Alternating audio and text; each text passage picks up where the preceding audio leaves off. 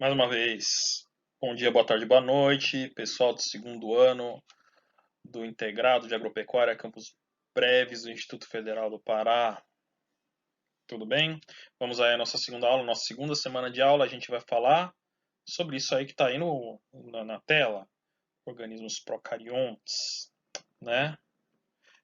Como na aula passada, eu quero manter essa videoaula o mais breve possível, mais curtinha possível, por isso eu não vou me aprofundar em tudo que eu gostaria. A gente vai ter um momento mais tarde no Meet onde eu vou me aprofundar sobre algumas questões muito interessantes sobre esses organismos, né? A bactéria e a arqueia. Tudo bem? Vamos lá começar então. Bom, primeiramente, semana passada a gente falou sobre vírus e é aquela exceção da, do universo vivo, né? Não tem metabolismo, não se reproduz sozinho, uma série de poréns ali que tiram os vírus do resto dos seres vivos de fato. A partir de hoje e até o resto do ano, a gente vai estar falando de seres vivos de fato, que tem metabolismo, se reproduz sozinho, responde ao ambiente, cresce, tudo isso que ser vivo faz, se mexe ou tem alguma reação ao ambiente, tá? E o primeiro grupo é o grupo dos organismos procariontes. Vocês já devem ter ouvido essa palavrinha em algum momento na sua vida, mas a gente vai rever o que isso quer dizer, né?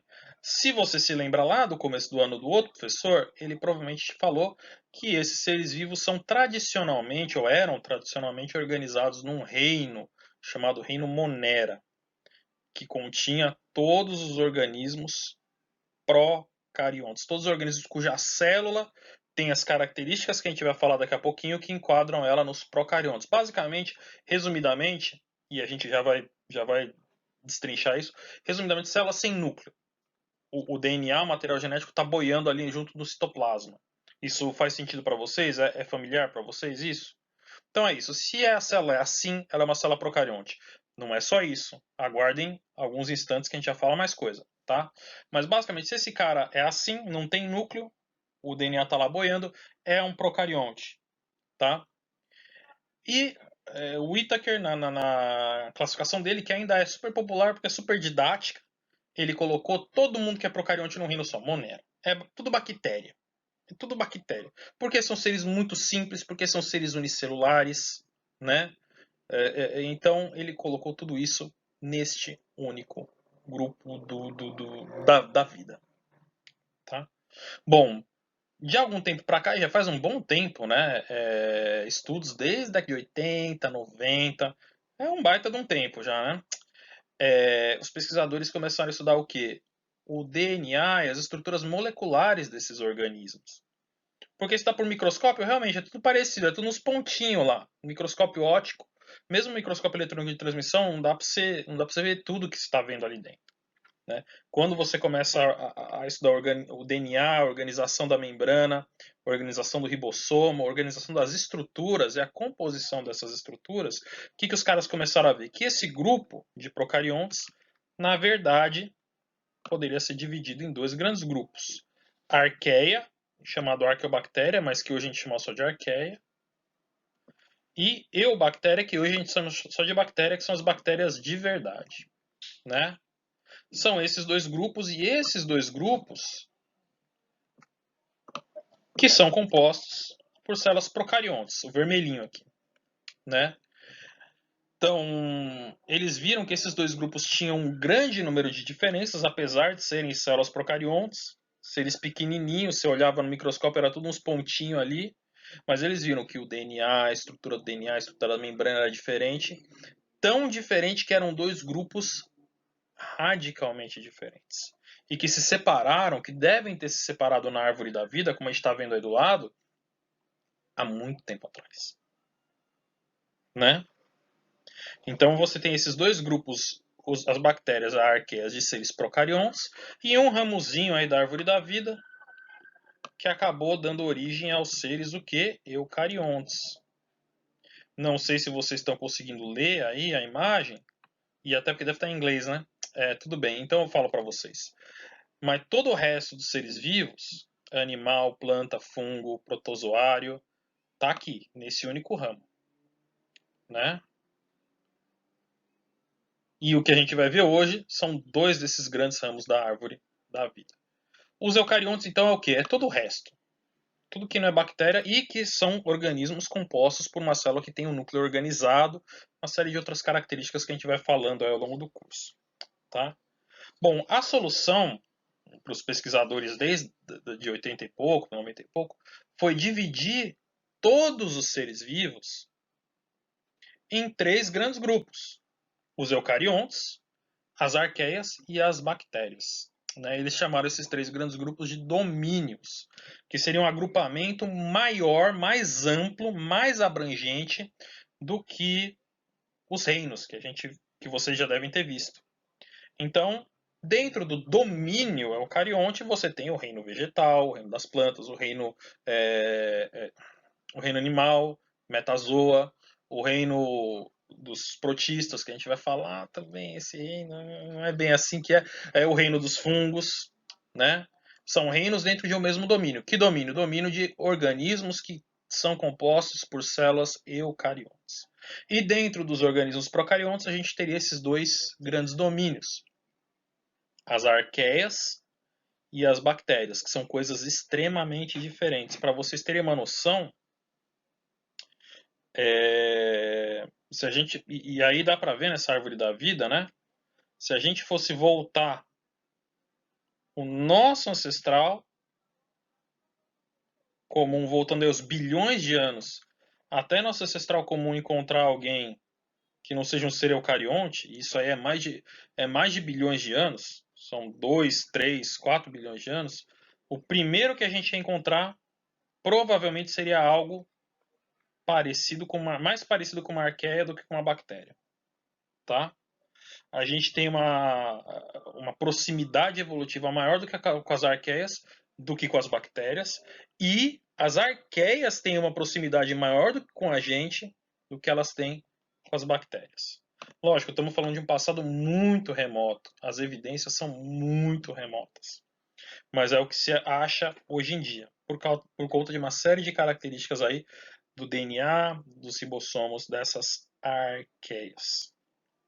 Então, apesar de ser tudo pontinho, apesar de serem seres todos microscópicos, e os organismos, a gente vai ver no próximo slide, mais simples que tem, né, que a gente pode chamar de organismos, a gente está falando de uma grande, grande, grande diversidade. Ali no meio tem muita coisa diferente, ali no meio tem muita coisa importante, importante inclusive para a manutenção da vida no nosso planeta. Boa parte dos processos que ajudam a manter aí ciclos biogeoquímicos, equilíbrio ecológico, e até mesmo processos da nossa vida depende das bactérias. A gente vai ter uma atividadezinha que vai falar sobre a microbiota que a gente tem. Tem bactéria na nossa cara, boca, intestino, e bactérias que ajudam, ou que pelo menos não fazem mal nem bem, que estão lá. E tem bactéria, meus queridos, todo lugar. Se você pegar um lugar que a gente pode dizer que esse lugar é dentro da Terra, no planeta Terra, ou pelo menos na superfície do planeta Terra, lógico, boas chances de você se procurar encontrar esporos bacterianos, encontrar cultura bacteriana, encontrar bactéria crescendo, tá? Excelentes chances.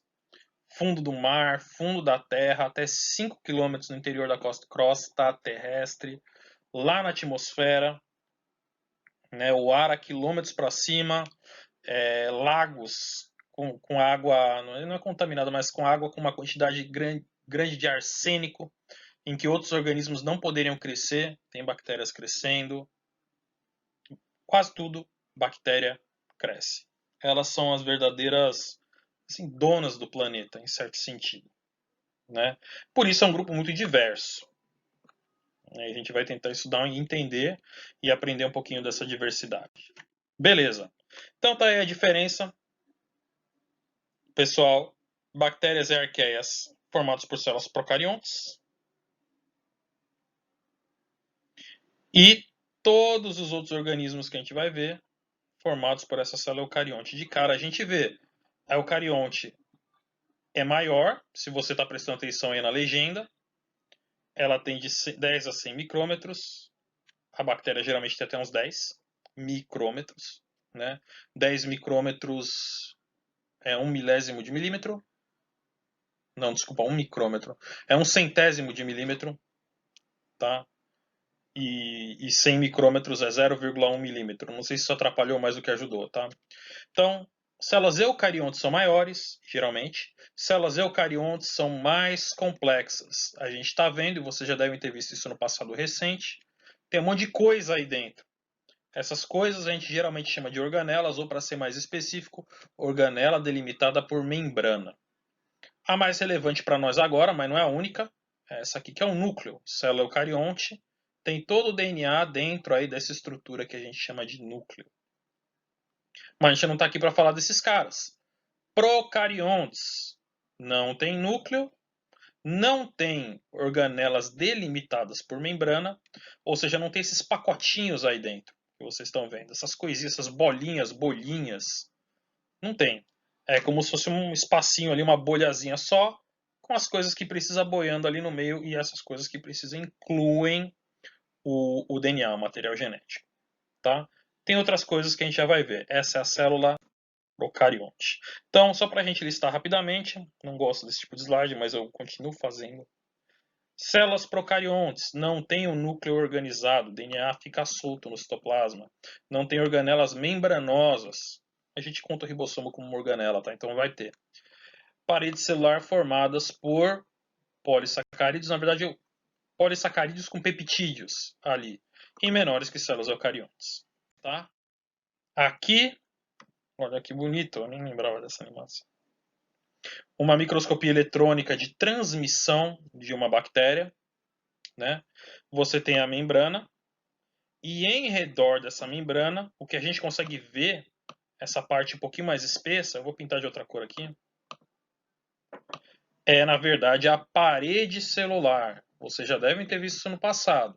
Membrana é uma estrutura extremamente fininha, fininha, fininha e maleável, que delimita, a célula. Muitas células, não todas, depois da membrana tem uma estrutura mais rígida, uma armadura, uma carapaça, que é a parede celular.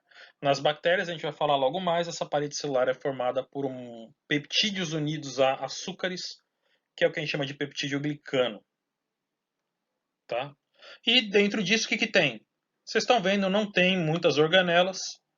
Logo, logo eu mostro para vocês no futuro próximo, eu vou mostrar para vocês uma microscopia eletrônica de uma célula eucarionte. Vocês vão ver que dentro do citoplasma tem um monte de coisa. Um monte de coisa que você fala. Você pode não estar entendendo o que você está vendo, mas você está vendo bolhas ali, coisas, tubos, né?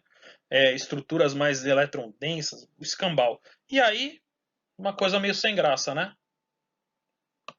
O que tem aí? É o citoplasma. O que tem no citoplasma? Tudo que a célula precisa para viver, mas sem compartimentos, sem compartimentalização.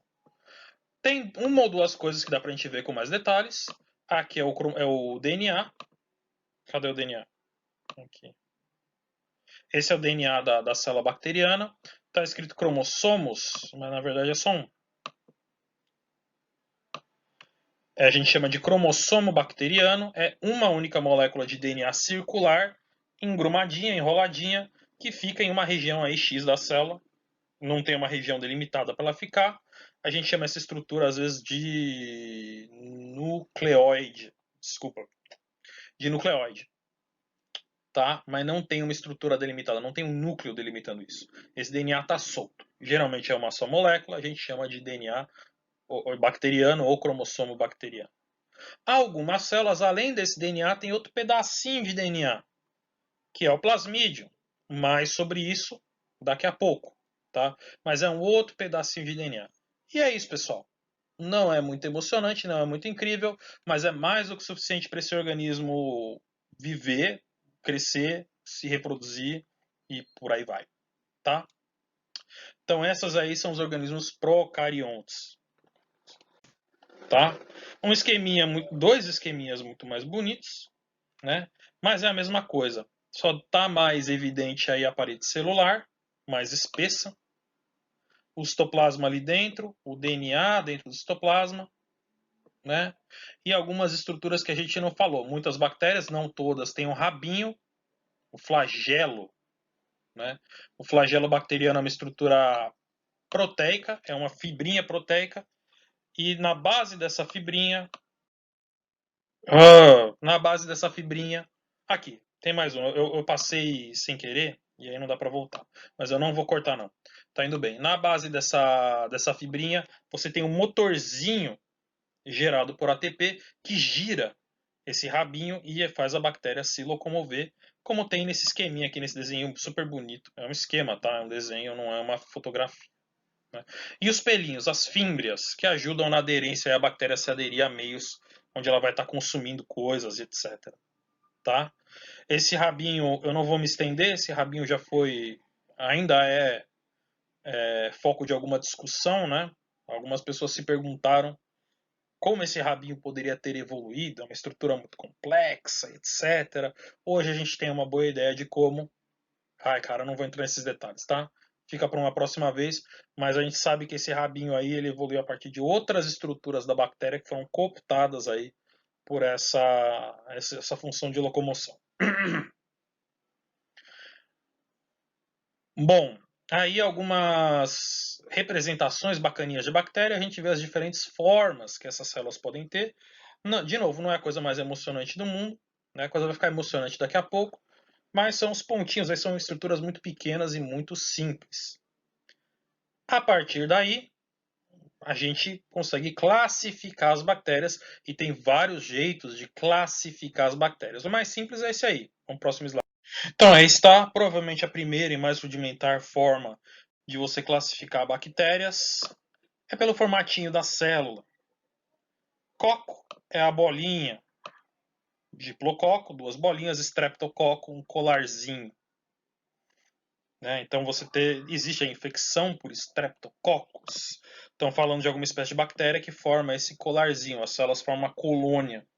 Elas ficam ligadas, cada uma é um organismo, cada uma, se você separar, ela consegue crescer de boa na vida dela, mas elas formam esse streptococo. Bacilo, formatinho de comprimido, de, sei lá, não é feijão, né?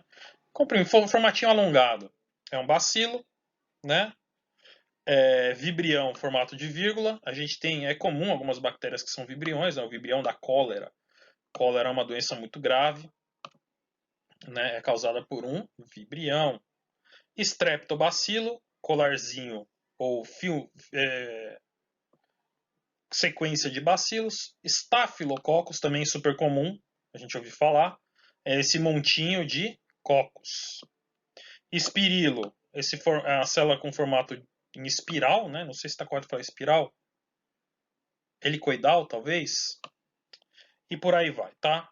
Espiroqueta é também um formato semelhante aí a uma hélice, um formato helicoidal, tá?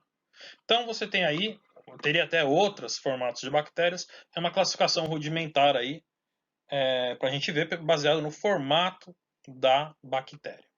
Beleza? Existem outras, antes da gente falar dessas outras, vamos dar uma olhada nas bactérias em si. Então aí tem os bacilos, provavelmente Escherichia coli. Isso aí, eu mostrei essa imagem na última aula, pessoal. Eu sinto que eu mostrei. Estou mostrando de novo, porque eu gosto muito dessa imagem. Isso é a ponta de um alfinete. Eu mostrei. Se não foi para você, isso é para a turma do primeiro ano, mas eu mostrei. Falei de escala um pouquinho, né? Então eu estou gastando tempo aqui. E aí, essas são as bactérias nesse quadradinho na ponta do alfinete. Ou seja, elas são o quê? Pequenas, pessoal. Né? Aqui é a escala de tamanho das bactérias. Uma bactéria em relação a uma célula eucarionte, ela é bem menor. Lembrando que o vírus, eu mostrei, estou lembrando agora. Os vírus são ainda menorzinhos que as bactérias. Essa coisinha ponto vermelho que eu desenhei já é maior do que um vírus nessa escala. O que é isso aí? Microscopia eletrônica de varredura. Esses dedos aí que você vê são as vilosidades intestinais. Aqui. E as bolinhas verdes são bactérias Staphylococcus, né? Infectando aí o intestino. Esse cara está com uma infecção intestinal de Staphylococcus. Tem essas bactérias crescendo no intestino.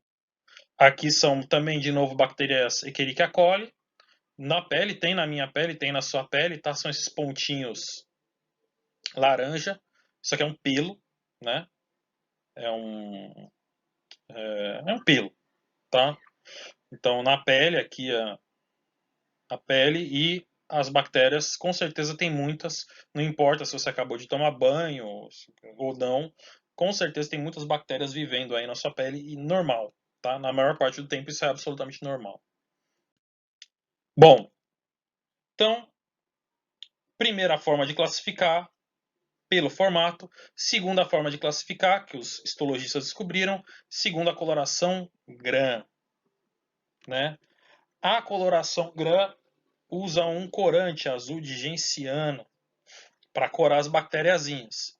E logo que eles usaram isso, primeiro, eles descobriram que com esse corante, você põe isso numa lâmina, dava para ver legal as bactérias.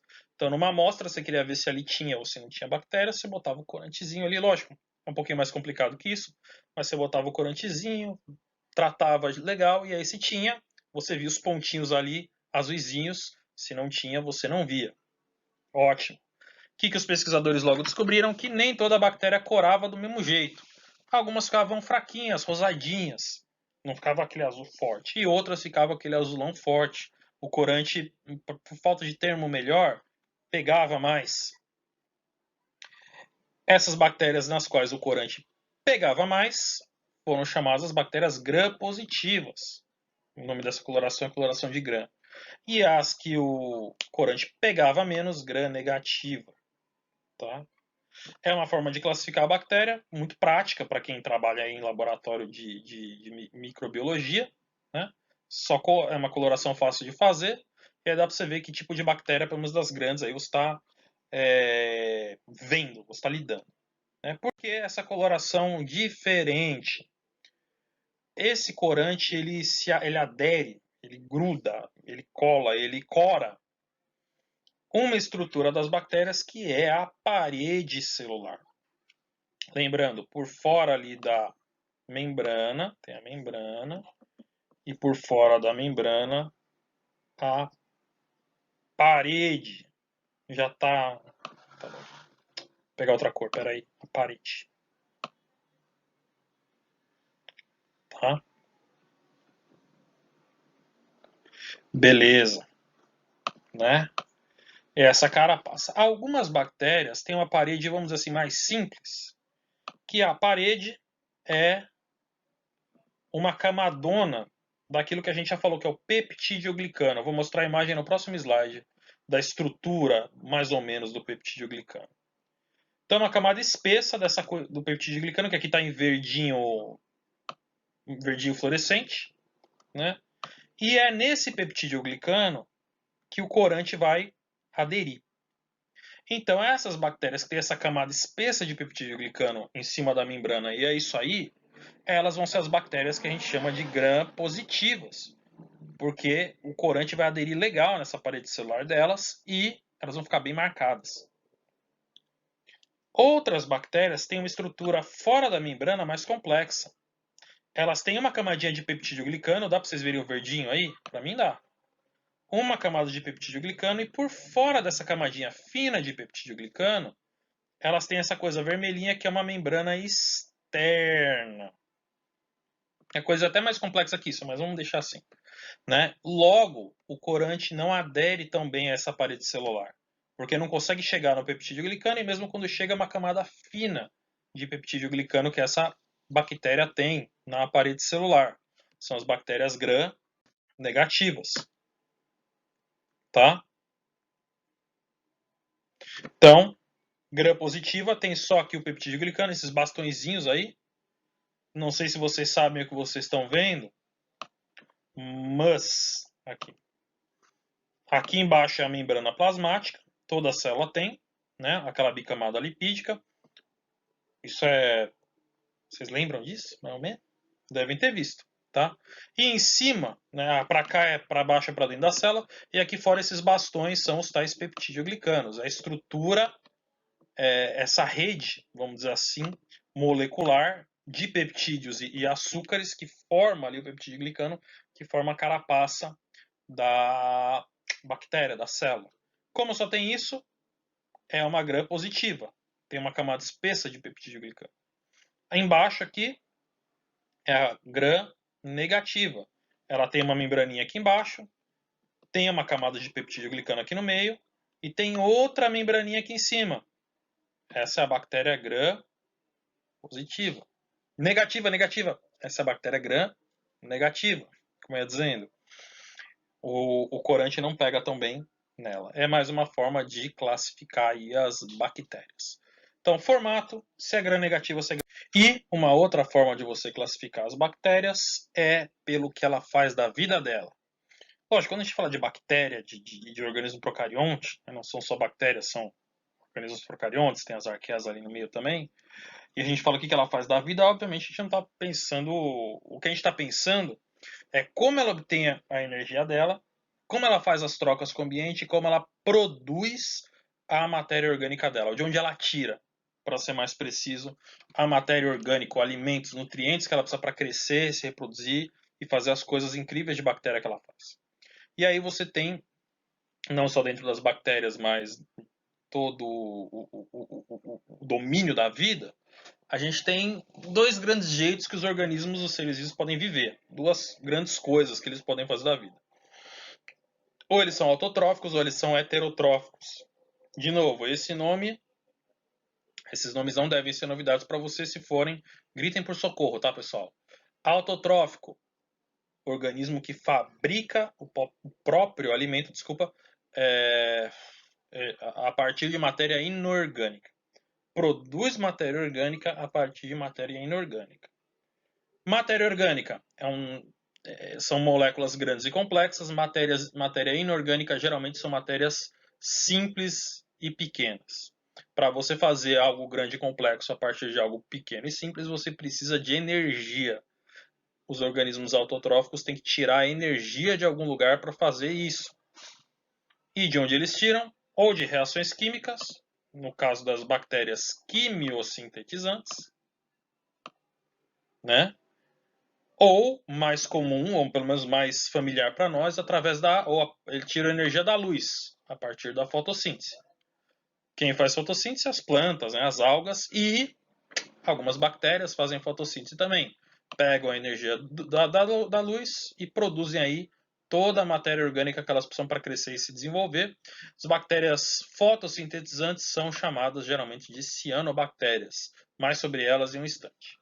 Além delas, menos comum para a gente, mas igualmente importantes, a gente vai ver também o porquê mais para frente, são as bactérias quimiosintetizantes. Realizam reações químicas com componentes inorgânicos.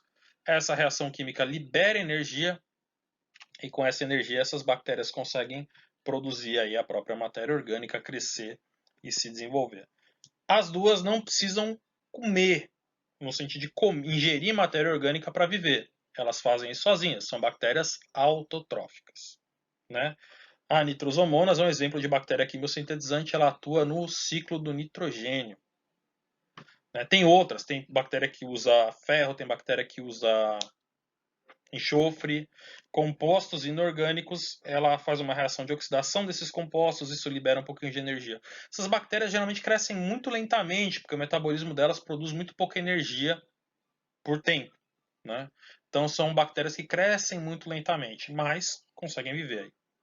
Se a bactéria não é autotrófica, ela é heterotrófica. Ela não fabrica a própria matéria orgânica, ela consome.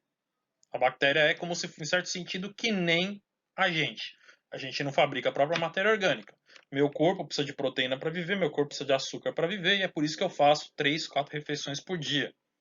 Né? Faz tempo que eu não como, eu estou aqui com fome. Não vou poder comer agora, mas eu pego uma xicrinha de café com açúcar, já vai me dar o açúcar que eu preciso para viver, porque eu não consigo produzir esse açúcar sozinho.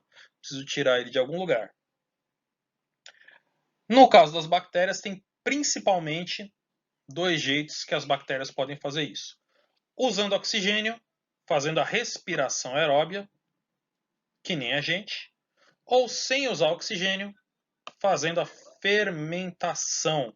No caso, principalmente essas duas fermentações aqui, lática e acética. Fermentação alcoólica, quem faz são fungos em geral. Tá? Capaz de ter alguma bactéria que eu desconheço, mas o mais é fermentação lática, que produz ácido lático, e acética, que produz ácido acético. Tá? Isso aqui não usa oxigênio, ou seja, se não tem oxigênio, a bactéria pode crescer de boa e ela pode quebrar o açúcar dela fabricando essas coisas aí. Tá? Então, dentre as bactérias heterotróficas, a gente ainda tem uma classificação. Por quê? Ora, tem bactéria que faz respiração aeróbica, usa oxigênio, tem bactéria que é anaeróbia e tem bactéria que é flex. Tem oxigênio? Legal, ela vive legal no oxigênio. Não tem oxigênio? Tudo bem, ela vive legal também. Diferente de mim e de você. Para mim e para você, se tem oxigênio, está tudo legal. Se não tem oxigênio, definitivamente não está tudo legal, tá? É um grande problema que a gente tem que resolver numa questão de segundos ou no máximo minutos, se a gente se vê em algum lugar que não tem oxigênio disponível para a gente respirar, tá? Então, para algumas bactérias é isso também, né? Então, vamos começar. Existem bactérias aeróbias, realizam respiração celular e precisam do oxigênio para viver, que nem eu, que nem você. São bactérias que vivem apenas na presença de oxigênio. Essa Pseudomonas é um exemplo. Como eu acabei de falar, existem bactérias que são flex, são anaeróbias facultativas. Anaeróbia não precisa de oxigênio. Facultativa, né? Se tem oxigênio está muito bem, se não tem está muito bem também. A Escherichia coli, bactéria que tem no seu intestino e tem por aí também na sua casa, é um tipo, é um exemplo disso. No seu intestino com certeza não tem oxigênio e ela sobrevive lá de boa. Sei lá, na tampa do banheiro da sua casa tem oxigênio ali disponível, ela vive também de boa ali. Né? E você tem, pessoal, bactérias que são anaeróbias, que a gente chama de anaeróbias estritas. Elas realizam fermentação e elas não sobrevivem, elas não toleram o oxigênio. Se você coloca elas no meio com oxigênio, elas morrem. Então elas vivem apenas em locais sem oxigênio. Clostridium tetani, a bactéria que causa tétano, é um exemplo. Né? A gente pega tétano se cortando, geralmente em coisa enferrujada, e o corte tem que ser mais ou menos profundo para a bactéria que está lá crescendo ali no meio ali da coisa enferrujada passar para a nossa corrente sanguínea sem entrar muito em contato com oxigênio. Se ela entra em contato com oxigênio, ela morre. E se você for infectado por essa bactéria e você não é vacinado, tem vacina para tétano, se você não está em dia, tome, você pode ficar com tétano, que é uma doença bem terrível. Pouquíssima gente pega hoje porque a gente tem vacinação, né? Então vacine, tá? E a Clostridium botulinum, ou botulinicum, que é do mesmo gênero, a bactéria que causa botulismo também é uma bactéria que cresce apenas no meio anaeróbio, apenas onde não tem oxigênio. Se põe oxigênio ali, ela morre. Essa bactéria causa botulismo, é uma bactéria que cresce, pode crescer em conserva, né? Aquela conserva geralmente é feita a vácuo, não tem oxigênio ali. Se tem uma bactéria ali que contamina, ela pode crescer, né? Ela vai fazendo fermentação, produzindo gás carbônico, né? E aí ela produz substâncias tóxicas. Se você come aquela conserva, também é uma doença que pode ser bem grave, dependendo do grau ali da contaminação, tá? É por isso que a maioria dos vidros de conserva hoje vem com aquele negocinho que levanta quando você abre, para garantir que aquilo ali tem vácuo. Se não está em vácuo, se em vez de ela faz puff, como se tivesse uma pressão ali dentro, é porque não está em vácuo, com certeza aquele alimento está contaminado, a bactéria ali produziu gás carbônico, e aí você tem aquela pressão ali dentro, você abriu, fez puff. Né? Então, vidro de conserva, sardinha, você abriu, fez um puff ali, não come aquilo ali, tá? Pode estar contaminado. Tá? Isso das bactérias heterotróficas. Então, aeróbias estritas, anaeróbias estritas e anaeróbias facultativas, as bactérias flex. Mais uma forma de classificar. Só para falar um pouquinho das cianobactérias, que elas são importantes, são bactérias fotossintetizantes. Né? Elas conseguem fazer açúcares a partir do gás carbônico do ar, elas conseguem pegar nitrogênio do meio onde elas estão, né, fixar nitrogênio do meio onde elas estão. Então elas são organismos que praticamente vivem sozinhas, né, conseguem crescer e se multiplicar. Por muito tempo foram chamadas de algas azuis. A gente parou de chamar elas assim porque elas não são nem algas e nem azuis, né, então não é um nome muito correto. Mas se você encontrar em algum lugar esse nome aí, algas azuis, provavelmente está falando das cianobactérias. E de novo, não é nem azul e não é nem alga, né? Esses organismos fotossintetizantes aparecem, às vezes eles fazem. Será que eu acho que eu tirei algumas imagens para encurtar a coisa? Às vezes fazem filmes, parece uma geleca verde ali perto de uma água ali, uma maré, uma rocha batendo na água, às vezes com um filme meio esverdeado. Aquilo pode ser que não seja, pode ser outra coisa, né? Aí só um especialista para saber, mas é bem possível que sejam cianobactérias, tá? Bom, meus caros, falamos já então sobre algumas das formas de classificar as bactérias. Vamos falar agora sobre como elas se multiplicam, como elas se reproduzem. E a forma mais fácil é a chamada reprodução assexuada, por divisão ou fissão binária, né? Que é o que a gente está vendo aí na imagem, né? Obviamente essa imagem está acelerada, bem acelerada, né? Só que ainda é uma forma muito rápida de divisão desses organismos. Como são organismos muito simples, se eles têm condições ótimas, se eles têm temperatura legal, alimento abundante, oxigênio, se for o caso, né? Para crescer, uma bactéria pode se multiplicar em menos de uma hora, um tempo muito rápido. Aí ela vai formar duas. Divisão binária é isso, a gente já vai ver no próximo slide. Ela forma duas. Essas duas passam mais uma hora ali, algum tempo ela forma quatro, forma oito. Então elas vão crescendo, conta aí, muito rapidamente. De novo, obviamente isso aí é acelerado, mas é a multiplicação, a divisão, reprodução assexuada de bactérias. Tá bom? Então, como é que funciona? Bom, é muito simples, né? Não tem esse nome de divisão binária, fissão binária, porque é um processo muito simples, não é como a mitose e a meiose, que demoram mais, que demoram mais para acontecer, que tem os passos ali, por conta da separação das organelas, da separação dos cromossomos, da desorganização do núcleo e do próprio crescimento da célula, que leva muito tempo, né? A fissão binária, ela é muito mais simples, ela requer a duplicação do DNA. Então o DNA ele se duplica, todas as bases nitrogenadas são copiadas, né? E depois a duplicação do próprio citoplasma em duas bactérias. É uma forma de reprodução assexuada, porque vocês devem saber, vocês devem se lembrar. Respondam aí. Eu estou ouvindo, tá? Isso, muito bem. Porque ela envolve a produção de organismos geneticamente idênticos, de clones. Não tem variabilidade genética. Tirando uma mutação ou outra que acaba acontecendo, essa bactéria aqui, ela é idêntica a essa bactéria aqui, que as duas vieram. E que as duas são idênticas a essa aqui que originou as duas, aqui lá no atrás no passado, tá? Todo mundo é geneticamente igual. O que mata uma, mata todas. Se um antibiótico mata uma, mata todas elas. Se alguma substância química elas não conseguem ingerir nenhuma, consegue, não tem variabilidade genética. Reprodução assexuada. O que talvez você não saiba, mas eu acho que você já deve saber, sim, já ouviu falar, mas tudo bem. O que talvez você não saiba é que as bactérias podem realizar reprodução sexuada também.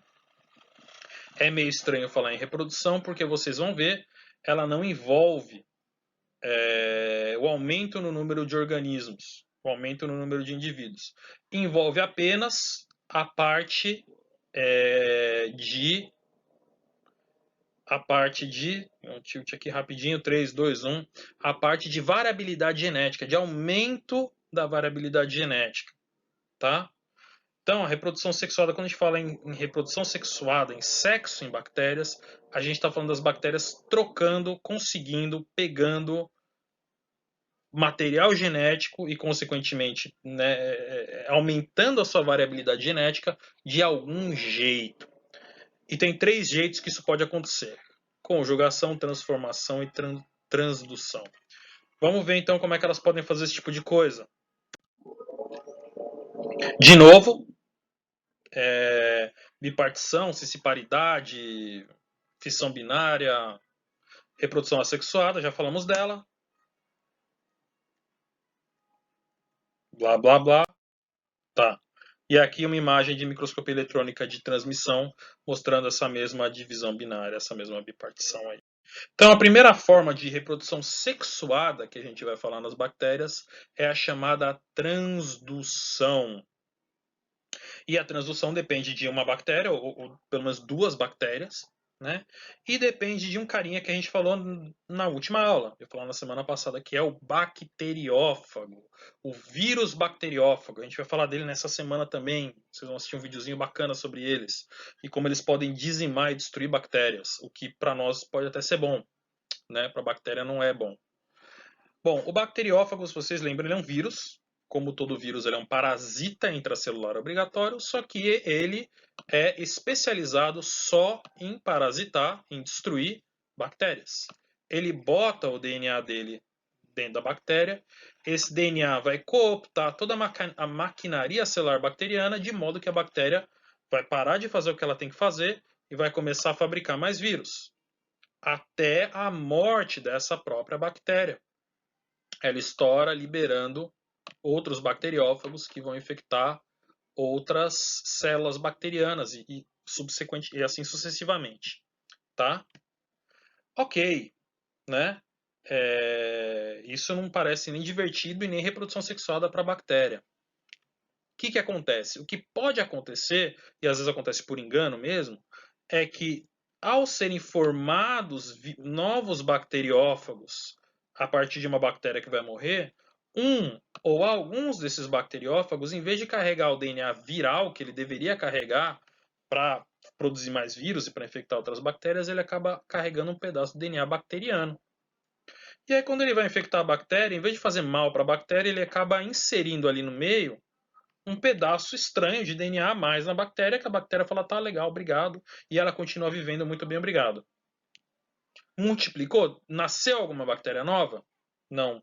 Só que esta bactéria aqui, eu vou pintar de outra cor, por conta desse bacteriófago mal feito, vamos dizer assim, ela ganhou um pedaço a mais do DNA dela, ou do DNA de outra bactéria. Misturou o DNA de duas bactérias, dessa que morreu, esse DNA laranjinha, com essa que está aqui viva, com o DNA azulzinho. Misturou o DNA de dois organismos, meus amigos, dá para falar que é reprodução sexuada, sim. Essa bactéria ganha um DNA novo, que pode não fazer nada, pode ser bom, pode ser ruim, mas é um DNA novo, causou uma variabilidade. Imagina que tem um gene aí que permite a digestão de um outro composto que essa bactéria não conseguia digerir, a resistência para um antibiótico que ela não era resistente, ou alguma outra coisa. Isso é uma coisa que não é incomum nas bactérias, elas trocarem DNA desse jeito. Né? Para nós, seres humanos, então, né? Isso é absolutamente incomum, trocar DNA desse jeito. O único jeito de passar o DNA, o meu DNA, para um outro organismo é se eu tiver um filho. Pelo menos é o jeito mais comum, simples e fácil. Né? É o único jeito que a gente conhece. Né? É esse. Aí eu passo metade do meu DNA para o meu filho e ele fica. Com as bactérias, não. Ela pode pegar esse DNA de outra bactéria através de um bacteriófago, vamos dizer assim, defeituoso. Tá? Isso é importante, essa transdução é importante, porque hoje nós, seres humanos, conseguimos fazer isso de propósito, não só por engano. A gente consegue botar o DNA que a gente quer dentro de um vírus bacteriófago e permitir que esse vírus infecte bactérias. Então, se eu quiser botar um gene de um ornitorrinco numa bactéria, essa é uma das formas que eu posso fazer. Não é uma coisa simples, tá? Mas não é a complicação. Hoje é possível fazer isso. Botar o gene, escolha, o gene de uma sequoia numa bactéria para que a bactéria produza a proteína da sequoia. Sei lá, eu quero que a bactéria produza a proteína que dá um aroma ali na planta. A planta produz esse aroma é devido a uma proteína que ela produz. Eu isolo essa proteína, isolo o gene dessa proteína, boto numa bactéria, a bactéria vai produzir a proteína que produz o tal do aroma da planta. Né? Vamos falar mais disso, eu quero falar mais disso na nossa aula do MIT. Então, primeira forma de reprodução sexuada é através dos bacteriófagos, é a transdução.